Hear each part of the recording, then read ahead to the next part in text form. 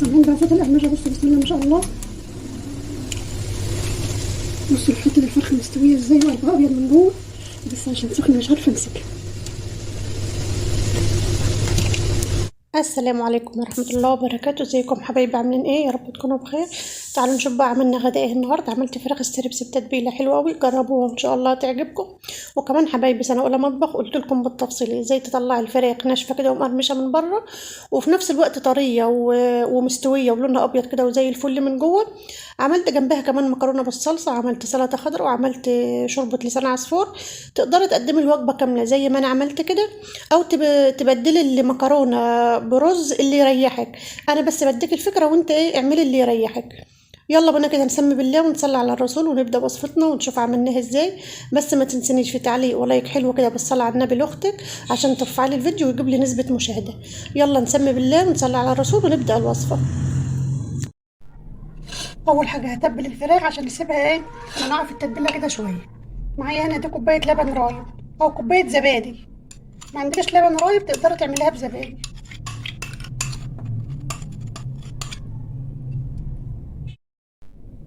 ضيف بقى معلقه فلفل اسمر،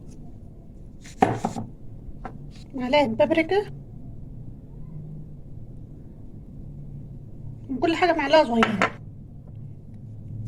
معلقه توابل،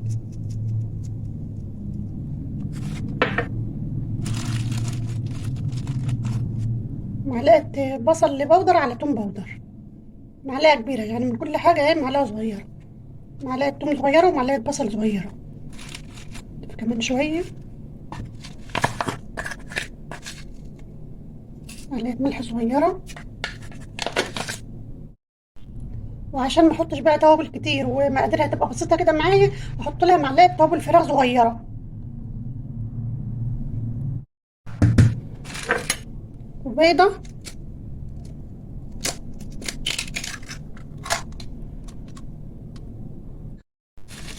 وهضيف بقى الدقيق 3 4 معالق.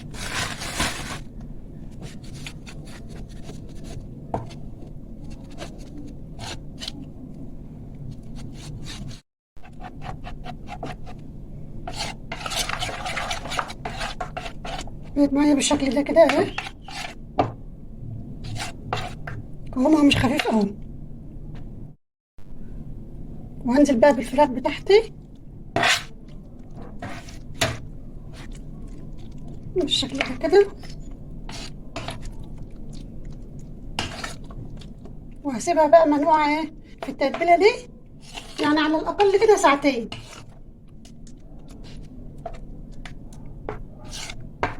بالشكل ده كده اهو، يعني كل ما تسيبها في التتبيلة بتشرب من التتبيلة وبيبقى ايه طعمها حلو يعني. مستعجلة تقدري تعمليها وتسيبيها عقبال ما تجهزي مثلا بقيت أكلك وكده، هتقعد لها يجي ساعة أو حاجة في التتبيلة عشان بس ايه طعمها يبقى حلو. بعمل بقى الصلصة للمكرونة. أنا جبت بصلاية كبيرة حلوة كده، قطعتها وحطيت عليها ايه 4 معالق زيت، لأن أنا بحب أعمل المكرونة بالصلصة، بحب أعملها بالزيت يعني بتبقى حلوة. أحمر البصلاية بتاعتي بقى. أنا بعمل المكرونة بالصلصة دي بعملها بطريقة حلوة قوي، بتبقى طعمها مسكر كده وجميلة، يعني مش شكر ولا حاجة، فعلا كل اللي بيدوقها من إيدي بيطلبها مني تاني.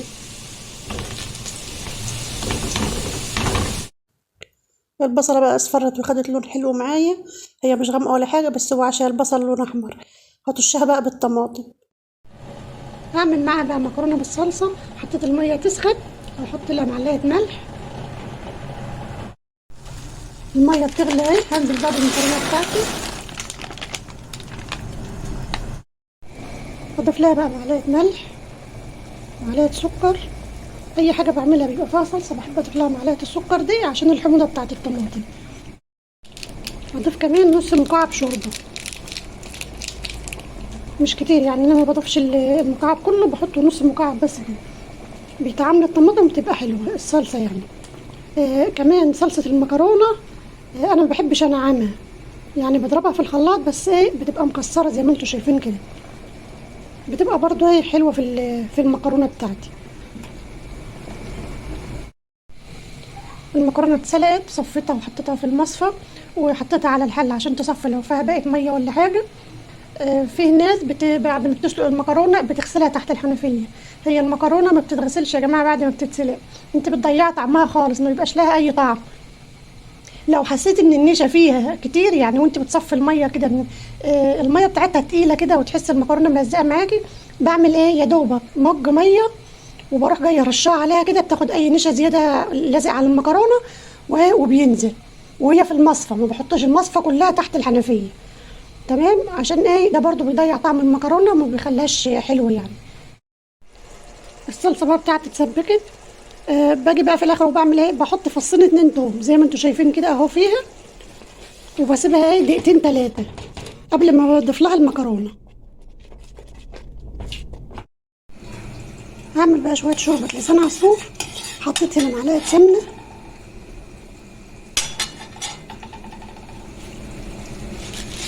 وهضيف لسان العصفور. انا حاطه ورقه اللورة دي في لسان العصفور عشان خاطر ما يسوس، ما تدخلوش اي حشرات او حاجه.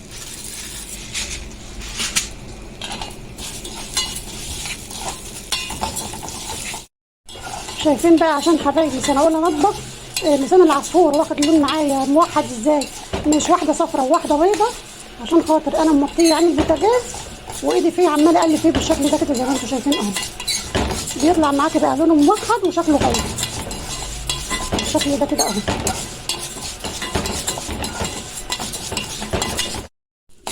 شايفين بقى بسم الله ما شاء الله كله خد لون واحد ازاي معايا اهو.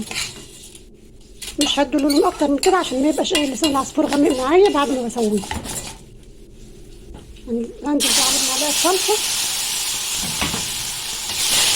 بس عامل الشوربه بيبقى طعمها حلو.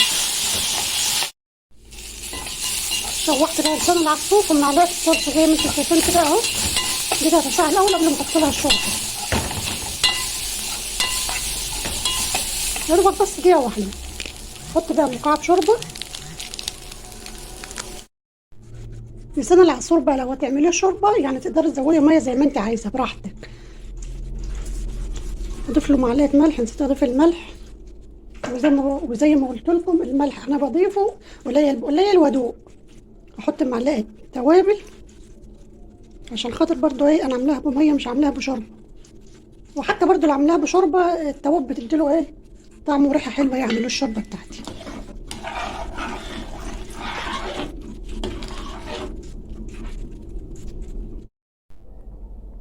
لسان العصفور استوى، هطفي عليه بقى وابدا اعمل ايه الفراخ بتاعتي اخر حاجه عشان تبقى سخنه.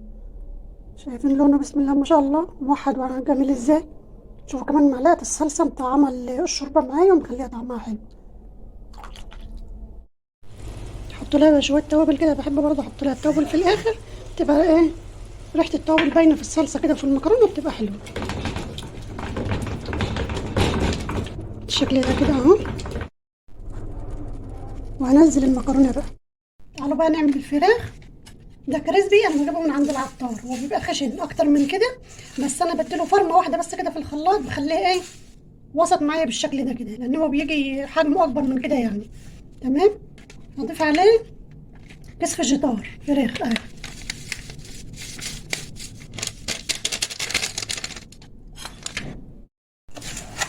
اقلبهم بقى اخلطهم في بعض كده وانزل فيهم الفراخ. مش هتبله ولا اي حاجه لان انا ايه مديه الفراخ حقها يعني في التتبيله في البهارات وكده، فمش محتاج.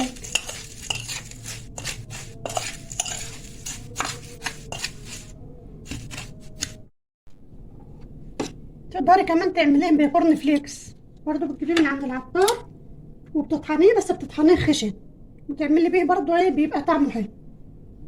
نزل بقى الفراخ بتاعتي بالشكل ده كده اهو.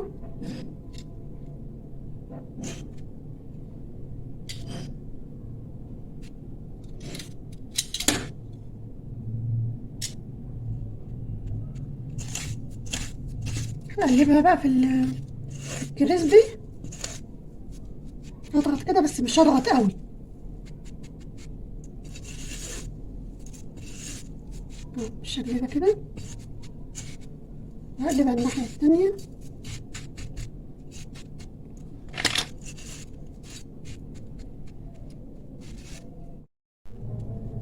بالشكل ده كده. اهم شيء ما تدوسيش عليها قوي زي ما قلت لك، عشان خاطر حته الفرخه ما تنفردش منك زياده عن اللازم وتبقى رقيقه، وتيجي تحمريها حته الفرخه نفسها تنشف معاكي وتبقى طالعه معاكي كانك ايه بتاكلي حته لقمه ناشفه. طعم الفراخ نفسها تلاقيها ملهاش طعم. وكمان وانت برضو بتقطعيها ما تقطعهاش ايه، يعني ده ربع فرخه، لما تيجي تقطعيها ما تقطعهاش رقيقه قوي برضو، لازم حته الفرخه تبقى محمله معاكي شويه كده عشان تبقى طالعه حلوه. التتبيله كمان اللي احنا كنا نقعين فيها الفراخ ما تخليهاش رقيقه قوي منك، خليها محمله كده شويه تخينه عشان ايه تثبت على حته الفرخه. لما تيجي تطلعها كده تحطها في الكريسبي الخلطه ما تنزلش من عليها، زي ما انت شايفه كده اهو. انا طلعتها وحطيتها في الكريسبي، شايفه الخلطه على حته الفرخه ازاي ما نزلتش من عليها، لان الخلطه دي هي اللي بتدي طعم برضو ايه لحته الفرخه، لو نزلت من عليها مش هيبقى لها طعم. بالشكل ده كده اهو، وبضغط بالراحه.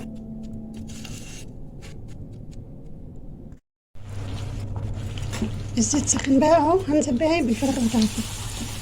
تقدر لو مش عايزه تحمريها في زيت ترصيها في صينيه وتدخليها الفرن، بس في الفرن هتطول معاك شويه يعني، وحسب برضو سمك الفراخ، ممكن تقعد معاك نص ساعه ساعه الا ربع كده في الفرن.